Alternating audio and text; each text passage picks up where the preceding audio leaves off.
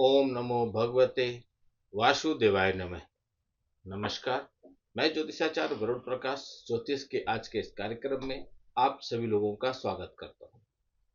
मासिक राशिफल में 12 राशियों में सबसे महत्वपूर्ण राशि जो सबसे ज्यादा इस समय परेशानियों में है, सबसे ज्यादा जीवन के उतार चढ़ाव से जूझ रहे हैं, सफलता जिनके पास से इस समय दूर हुई है, आर्थिक स्थिति भी खराब हुई है, ऐसे राशि कुंभ राशि पे आज मैं चर्चा करूंगा कि अगस्त का महीना आपके लिए कैसा रहेगा।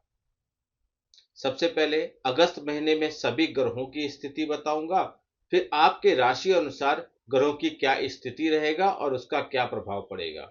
जीवन की तीन मूल आवश्यकताएं, जैसे कार्य क्षेत्र जहां पे आप काम करते हैं, नौकरी व्यापार करते हैं, जहां से आपके पास पैसा आएगा। दूसरा, आपकी आर्थिक स्थिति कैसी होगी और तीसरा, आपका स्वास्थ्य कैसा होगा, क्योंकि जब आप स्वस्थ रहेंगे तभी कुछ कर पाएंगे। यह तीन विषय पर भी मैं विस्तार पूर्वक चर्चा करूंगा और कार्यक्रम के अंत में वह सबसे सॉलिड उपाय दूंगा, सबसे विश्वसनीय और आजमाया हुआ उपाय दूंगा, जिसके करने से आपको निश्चित तौर पे आपकी परेशानियों में कमी आएगी और आपके सफलता पाने का प्रतिशत कई गुना बढ़ जाएगा। लेकिन आगे बढ़ने से पहले मैं यह बताना आवश्यक समझता हूं कि यह राशिफल पूर्ण रूप से आपके नाम राशि और आपके चंद्र राशि पर आधारित है। नाम राशि का अर्थ यह है कि कुंभ राशि वालों का किस अक्षर से नाम रहता है तो उस अक्षर से संबंधित है, और आपके चंद्र राशि पे आधारित है। सबसे बेहतर है कि सबके अपने अपने भाग्य अलग होते हैं, सबके अपने अपने कुंडली के ग्रहों की स्थितियां अलग होती हैं, उनका प्रभाव अलग होता है। एक ही हॉस्पिटल में एक ही समय में जन्म लिए हुए बच्चों के भी भाग्य अलग अलग होते हैं। विधि का विधान इसे ही कहते हैं। ईश्वर ने सबके लिए एक स्वरूप बनाकर भेजा है, उसी अनुसार उनका जीवन चलता है। तो उसको समझिए, उसको जानिए कि आपके जीवन में क्या है, कब क्या करने से क्या मिलेगा, क्या उचित है, किस मार्ग में चलने पर आपको सफलता मिलेगी, किस दिशा में आगे बढ़े, कब सफलता मिलेगी, और तरह तरह के क्वेश्चन, हर तरह के चिंतन, धन क्या है, प्रॉपर्टी क्या है, परिवार कैसा होगा, बच्चे कैसे होंगे, जितने भी तरह के आपके सवाल है वह सब कुछ का उत्तर आप प्राप्त कर सकते हैं। कभी कभी ऐसा होता है कि जब हम किसी से विचार विमर्श करने के लिए जाते हैं, जाने से पहले हम बहुत प्रश्न बना लेते हैं, चेकलिस्ट बना लेते हैं, और जब वार्ता के लिए जाते हैं तो उसमें से कुछ सवाल पूछना या कुछ ध्यान में हमारे नहीं आता और हम चूक जाते हैं। फिर हम दोबारा बात करने की कोशिश करते हैं तो बड़े ज्योतिषाचार्य क्या है, वह डायरेक्ट फोन पे नहीं आते और दोबारा बात करने के लिए उनको दोबारा शुल्क देना पड़ता है। लेकिन हमारे यहाँ यह व्यवस्था नहीं है। एक तो मैं डायरेक्ट सबको बात करता हूँ, मेरे पास अपने खुद के असिस्टेंट होते हुए भी मैं डायरेक्ट सबसे बात करता हूँ, क्योंकि मेरा मानना है कि ज्योतिषाचार्य के पास कोई तभी आता है जब वो परेशान है। फिर वो उससे और अपने बीच में संपर्क की जो धारा है, जो रेखा है, उसको इतना लंबा मत बना दो जिससे कि वह घबरा जाए और उसको उसके प्रश्नों का उत्तर न मिले। दूसरी बात, जो मैं शुल्क लेता हूँ उसका दो उपयोग करता हूँ। उस शुल्क का 50% मैं अनाथालय, वृद्धा आश्रम और गौ सेवा में लगाता हूँ, जिससे आपके भेजे हुए धन का आपको कुछ पुण्य भी मिले, क्योंकि दान करना बहुत आवश्यक होता है जीवन में। आपने इतिहास पढ़ा होगा, बड़े बड़े राजा लोग अपने वजन के समान को पैसे दान किया करते थे, कुछ भी दान करते थे, लेकिन अब लोग नहीं करते। यदि दान के लिए किसी से कहा भी जाए तो लोग उसको समझते हैं यह धन अर्जित करने का कुछ रास्ता ढूंढ रहा है। इसलिए मैं कभी दान के लिए, जो मेरे यहाँ आश्रम चलते हैं, उसके लिए मैं कभी भी रिक्वेस्ट नहीं करता, मांगता नहीं, कि यह मुझे बिल्कुल नहीं अच्छा लगता। यदि आपकी इच्छा है तो आप कमेंट बॉक्स में लिखिए, आप स्वेच्छा से अपनी इच्छा से कर सकते हैं। तो आपके दिए हुए फीस का 50% मैं इन चीजों में लगाता हूं, और दूसरा, आपके फीस का जो हमारे साथ आपका कुंडली विश्लेषण होगा वह लाइफ टाइम के लिए होगा। यदि कोई सवाल आप चूक गए, पूछना भूल गए, या कुछ बाद में याद आया, या कुछ जीवन की रफ्तार जब आगे बढ़ती है तो नए नए सब्जेक्ट सामने आते हैं, तो उसके अनुसार जब कभी भी दोबारा आपको हमसे किसी भी विषय पर चर्चा करना है तो दोबारा आपको शुल्क देने की आवश्यकता नहीं पड़ेगी। यानी कि एक बार शुल्क, वो भी लाइफ टाइम के लिए।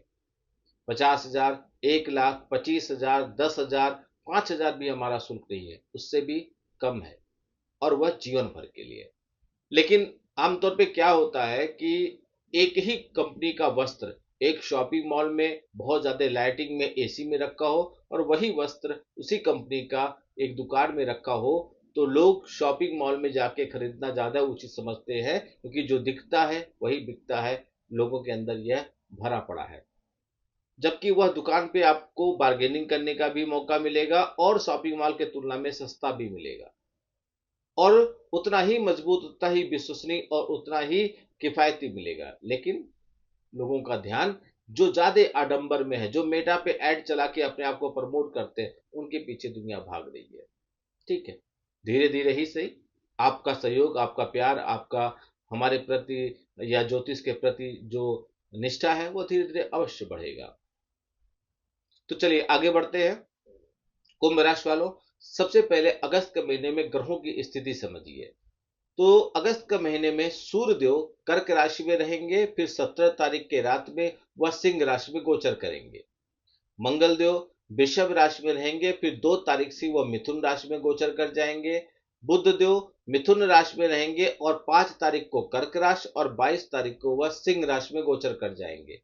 गुरुदेव पूरे महीने कर्क राशि में रहेंगे। शुक्रदेव सिंह राशि में रहेंगे और 1 तारीख को वह कन्या राशि में गोचर कर जाएंगे। शनिदेव पूरे महीने बकरी अवस्था में मीन राशि में रहेंगे। शनिदेव जहां राशि पे रहते हैं उसके एक राशि पहले और एक राशि आगे साढ़े साथी के प्रभाव में होते हैं। राहुदेव पूरे महीने कुंभ राशि में रहेंगे और दिसंबर तक वो कुंभ राशि में ही बने रहेंगे। केतुदेव पूरे महीने सिंह राशि में रहेंगे और यह भी दिसंबर तक सिंह राशि में ही बने रहेंगे। यह था ग्रहों की स्थिति। अब आपके राशि अनुसार ग्रहों की क्या स्थिति है, आप समझिए बड़ ध्यान से, क्योंकि सभी राशियों में सबसे ज्यादा इस समय उतार चढ़ाव की परिस्थितियों से कुंभ राशि ही गुजर रहा है। तो आप ध्यान से सुनिए, समझिए और इसको पालन करने की कोशिश करिए। मैं गारंटी लेता हूं आपको जरूर रास्ता मिल जाएगा। तो इस महीने में आपके राशि अनुसार आपके राशि स्वामी शनि महाराज पूरे महीने बकरी अवस्था में दूसरे भाव में विराजमान होंगे। वहीं शुक्र 8वें भाव में, बृहस्पति देव 6ठे भाव में, मंगल तीसरे भाव में, राहु पहले भाव में और केतु 7वें भाव में पूरे महीने विराजमान होंगे। बुध ग्रह महीने की शुरुआत में मंगल के साथ पंचम भाव में विराजमान होंगे और 5 तारीख को वहां से निकल कल 6ठे भाव में प्रवेश कर जाएंगे। 6ठे भाव में जाकर सूर्य और बृहस्पति के साथ उनकी युति होगी। यहां से सूर्य 17 तारीख को निकलकर 7वें भाव में जाकर केतु के साथ युति करेंगे और सूर्य और केतु का युति एक तरह से ग्रहण योग भी बनाएगा। 22 तारीख को बुध भी वहां से निकलकर सूर्य और केतु के साथ युति कर लेंगे। वहीं बृहस्पति जो अस्त अवस्था में महीने की शुरुआत में आपके 6ठे भाव में रहेंगे, अपनी उच्च राशि कर्क में होंगे, वह 12 तारीख से अपनी उदित अवस्था में आ जाएंगे। अब इन सब ग्रहों की स्थिति की वजह से क्या मिलेगा आपको? तो सबसे पहले नौकरी पेशा करने वाले लोगों के लिए यह महीना अच्छा रहेगा, आपको तरक्की मिल सकती है। जबकि व्यापार करने वालों के लिए थोड़ी और तैयारी करने की जरूरत है, उस पर और रिसर्च करने की जरूरत है। प्रेम संबंधी मामलों के लिए यह महीना उतार चढ़ाव से भरा रहेगा। उग्रता के कारण लड़ाई झगड़ों की स्थितियां बनेंगी, इसलिए शांत रहना आपके लिए अच्छा है। और आपके अंदर सबसे बड़ा दोष है गुस्सा जल्दी करना और जल्दी रिएक्ट करना। इन चीजों पे यदि आप नियंत्रण कर लेंगे तो कई चीजें आपके पक्ष में अपने आप आ जाएंगी। वैवाहिक संबंधों के लिए यह महीनों का जो पूर्वार्ध है वो कमजोर रहेगा। हालांकि महीने का उत्तरार्ध पूर्वार्ध के तुलना में काफी कुछ अच्छा रहेगा, फिर भी यह महीना थोड़ा कमजोर ही रहेगा। पारिवारिक जीवन में उतार चढ़ाव आने की संभावना है। जहां तक कि आमदनी की बात करें तो आमदनी भी बनी रहेगी और खर्चे भी बने रहेंगे। आप फालतू के भी खर्चे करेंगे। इन दोनों के बीच में आपको आमदनी और खर्चों के बीच में सामंजस्य बिठा पाना आपके लिए एक कठिन चुनौती रहेगा। स्वास्थ्य के दृष्टिकोण से आपको बहुत सावधानी बरतने की जरूरत है। विद्यार्थियों के दृष्टिकोण से देखें तो यह महीना मध्यम रहेगा। अब ये सारांश में था। अब 3 चीजों पर समझिए विस्तार पूर्वक, तो आपको पूरे महीने का निचोड़ मिल जाएगा। तो सबसे पहले कार्य क्षेत्र, जहां पे नौकरी व्यापार करते हैं, काम करते हैं, वहां कैसी स्थिति रहेगी। दूसरा धन, तीसरा स्वास्थ्य, और अंत में उपाय। तो करियर के दृष्टिकोण से यह महीना कुंभ राशि वालों, अगस्त का महीना आपके लिए मिश्रित परिणाम लेके आएगा। दसम भाव के स्वामी मंगल महाराज पूरे महीने पंचम भाव में रहेंगे, और वह महीने की शुरुआत में उनके साथ मंगल भी बने रहेंगे। छठे भाव में अपनी उच्च राशि में कर्क में देवगुरु बृहस्पति सूर्य देव के साथ युति करेंगे। 5 तारीख से बुध ग्रह भी वहां पर आ जाएंगे, वहां पे उनकी युति हो जाएगी। 12 तारीख से बृहस्पति उदित हो जाएंगे और उनके प्रभाव में बढ़ोतरी होगी, यानी कि बृहस्पति का प्रभाव बढ़ेगा। सभी ग्रहों के अपने अपने प्रभाव होते हैं, अपने अपने नेचर होते हैं, अपने अपने फल देने के तरीके होते हैं, उसी अनुसार वह फल देते हैं। 17 तारीख को सूर्य और 22 तारीख को बुध छठे स्थान से निकलकर सप्तम भाव में चले जाएंगे। इस कारण नौकरी में अच्छी सफलता आपको मिल सकती है, आपको ऊंचे पद मिल सकती है, प्रमोशन हो सकता है। कुछ पुरानी समस्याएं सामने भी आ सकती हैं, जिसके वजह से कुछ विरोधी आपके कामों में टांग अड़ाने की कोशिश करेंगे, टांग खींचने की कोशिश करेंगे। लेकिन आपको अपनी तरफ से सजग रहना है, क्योंकि आप परिस्थिति समझ गए हैं। स्थितियां आपके पक्ष में आ जाएंगी। आपके वरिष्ठ अधिकारी आपको अच्छी उन्नति प्रदान करेंगे। कार्य क्षेत्र में आपकी स्थिति मजबूत होगी। यदि आप नौकरी बदलने का प्रयास कर रहे हैं या विचार कर रहे हैं, तो इसमें भी आपको सफलता मिल जाएगी। अब व्यापार करने वाले जातकों को उनके बारे में बताऊं तो उनके व्यापार में थोड़ा उतार चढ़ाव का सामना करना पड़ेगा। सप्तम भाव के स्वामी सूर्य महाराज महीने की शुरुआत में छठे भाव में होंगे, जो आपके खर्चों और समस्याओं को बढ़ाएंगे। लेकिन 17 तारीख से सप्तम भाव में आकर इन कमियों को वह दूर भी कर देंगे। तो व्यापार में बढ़ोतरी होगी। कब होगी? 17 अगस्त के बाद से। यहाँ पर पहले से ही केतु महाराज के कारण थोड़ा उतार चढ़ाव की स्थितियां बन रही थी, तो उससे भी थोड़ा आराम मिलेगा। इसके साथ ही साथ सप्तम से अष्टम भाव अर्थात दूसरे भाव में शनि महाराज भी विराजमान रहेंगे।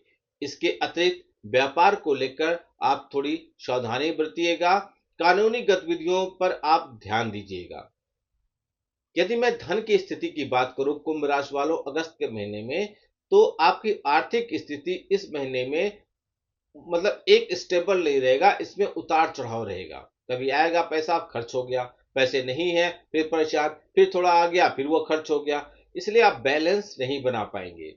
एक तरफ तो आपकी आमदनी थोड़ी थोड़ी होती रहेगी, लेकिन खर्च भी थोड़े थोड़े बने रहेंगे। महीने की शुरुआत में देखें तो सूर्य और बृहस्पति जैसे ग्रह आपके छठे भाव में बैठकर द्वादश भाव को देखेंगे, जिससे आपकी दिनचर्याओं में खर्चे की भरमार दिखाई देगी और आपको अनेक कार्यों पर धन खर्च करना पड़ सकता है। वहीं मंगल महाराज की दृष्टि भी द्वादश भाव पे पड़ेगा। इसका क्या रिजल्ट आएगा? इसके परिणाम स्वरूप इन खर्चों में तो जब मंगल महाराज की दृष्टि पड़ेगी तो कुछ कमी आएगी। मंगल और बुध महीने की शुरुआत में आपके एकादश भाव पर दृष्टि डालेंगे और पूरे महीने शनि की वक्री दृष्टि भी एकादश भाव पे होगी, जिससे अधिक मेहनत करना पड़ेगा, तभी आपको धन मिलेगा। इसका एक फायदा यह भी हो सकता है कि आपकी आमदनी लगातार बनी रहेगी, लेकिन इसका नुकसान भी है कि खर्चे भी लगातार बने रहेंगे। इसलिए आपको इन दोनों के बीच सामंजस्य बिठाना ही होगा।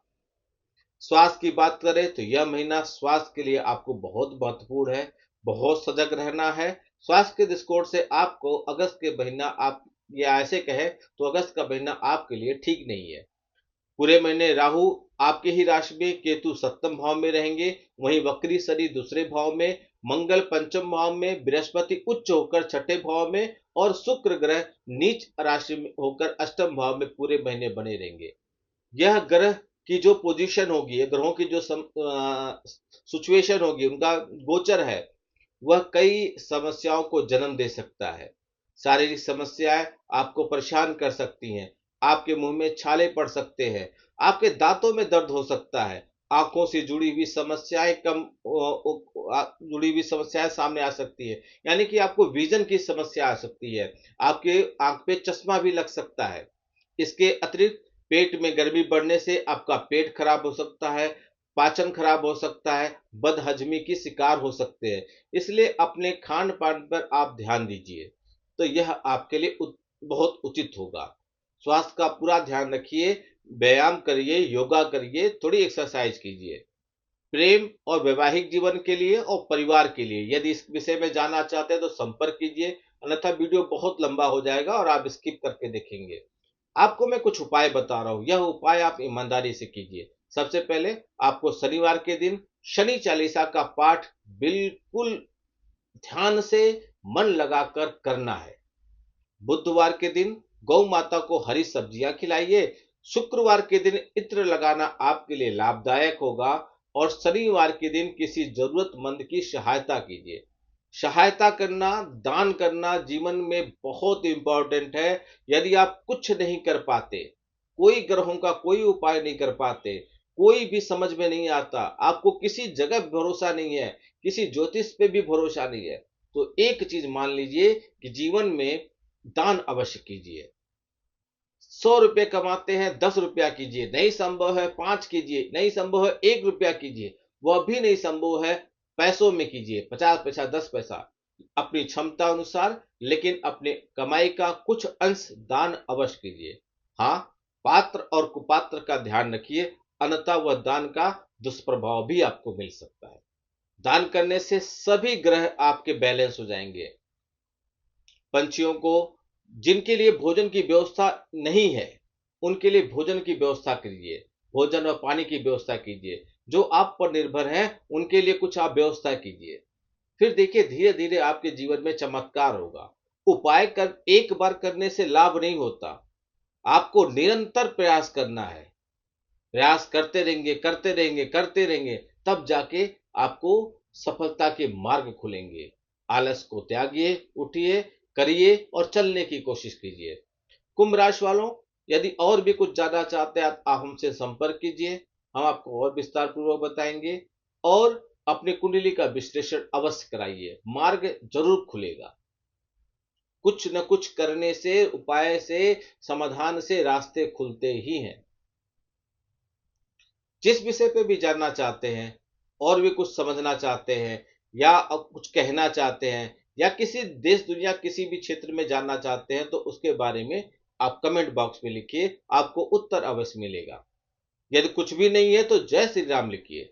हम आपसे सिर्फ यही मांगते हैं कि आप वीडियो को लाइक कीजिए, शेयर कीजिए, जिससे लोगों तक वीडियो पहुंचे और सभी लोग इसका पूरा लाभ उठा सकें। आपका दिन शुभ हो। भगवान भोलेनाथ का आशीर्वाद आप पे बना रहे। नमस्कार। जय श्री राम।